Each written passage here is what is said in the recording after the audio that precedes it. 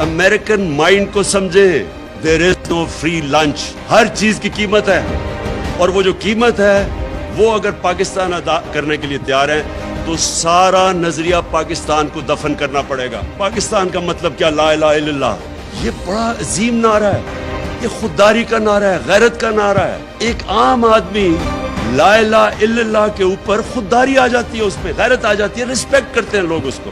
अल्लाह का हुक्म है कि अच्छाई के साथ खड़ी हो, वो क्या है कि माशरा बुराई को फाइट करता है। अब आपके सामने ये तमाशा हो गया है, ये इमरान खान की अकेले की जिम्मेदारी नहीं है, ये मेरी पार्टी की जिम्मेदारी नहीं है, ये कौम की जिम्मेदारी है। अल्लाह का हुक्म है, अमर बिल मारूफ, सच्चाई और हक के साथ खड़े हो, बुराई के खिलाफ खड़े हो। अल्लाह ने आपको न्यूट्रल रहना की इजाजत नहीं दी, उसने कहा साइड्स लो।